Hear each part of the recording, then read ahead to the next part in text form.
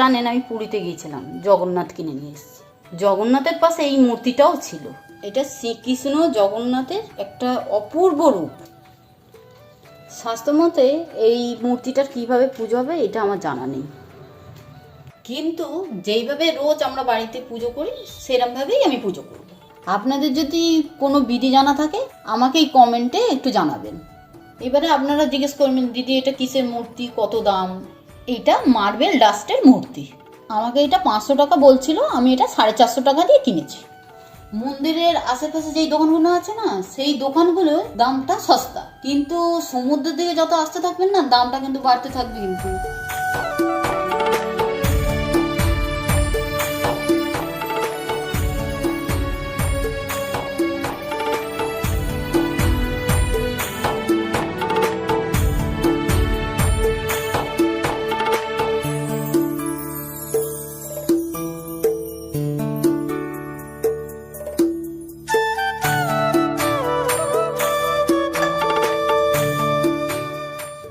আমি এটা গঙ্গা জল দিচ্ছি, আপনারা যে কোনো শুধু জল দিতে পারেন।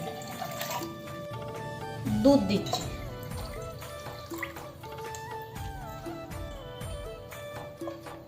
এইটা আমি টক দই দিলাম,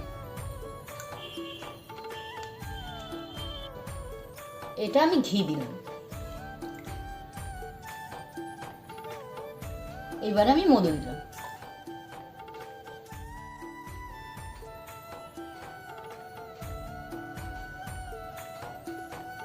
এবার আমি চিনি দিলাম, এটা আমি গোলাপ জল দিলাম। এবারে এটা মিক্স করে নিই।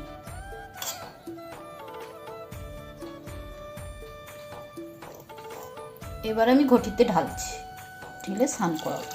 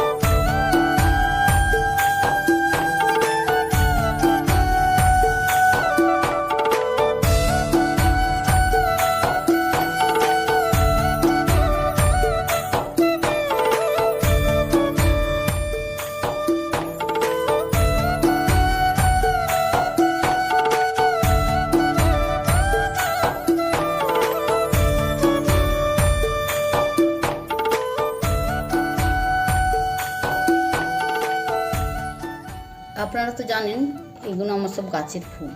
প্রতিদিন সকালবেলাই আমি ছাদে যাই, ছাদ থেকে ফুলগুলো তুলে নিয়ে এসে ঠাকুরকে অর্পণ করি। আপনারা তো প্রায়ভাগই জিজ্ঞেস করেন আমাকে যে কীভাবে আমি মালাটা গাঁথি। তা চলুন আমি আজকে দেখিয়ে দিই আমি কীভাবে মালাটা গাঁথছি। এই দেখুন ছুঁচ, এই সুতো আমি পরিয়ে নিয়েছি, আর এমনি নর্মাল সুতো এই দিয়ে আমি মালাটা গাঁথছি, যেটা নর্মাল মালাটা গাঁথে।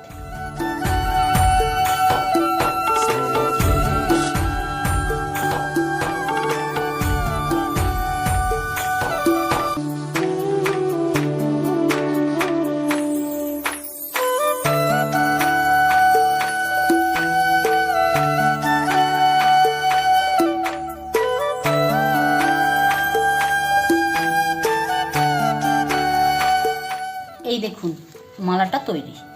আপনারা কমেন্টে জানাবেন আমি কীরকম মালাটা করলাম।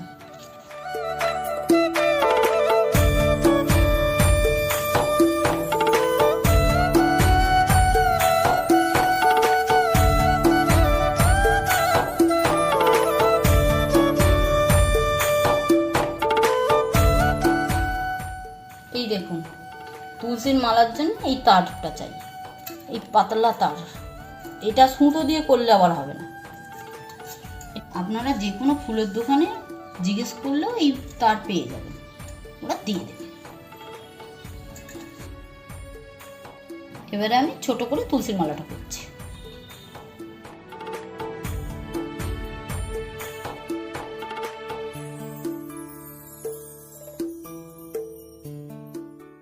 এই তুলসীর মালাটা এরকম করে পেঁচাতে হবে।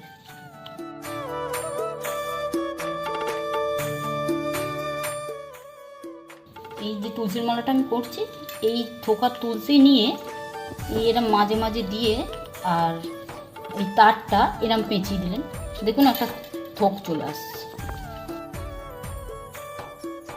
এইভাবেই আপনি একটার পর একটা এগিয়ে যাবেন। এরম থোক নিয়ে 3টে 4টে নিয়ে এই যে আটকাচ্ছি, দেখুন আমার অনেকটা হয়ে এসছে।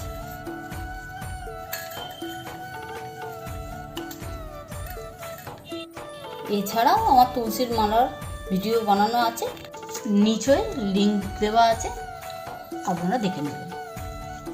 এইভাবে লাস্টে জুড়ে নেবেন। আমি এটা একটা তার দিয়ে করলাম, এটা 2-3টে তার লাগলেও করা যাবে, একটার পর একটা জুড়ে।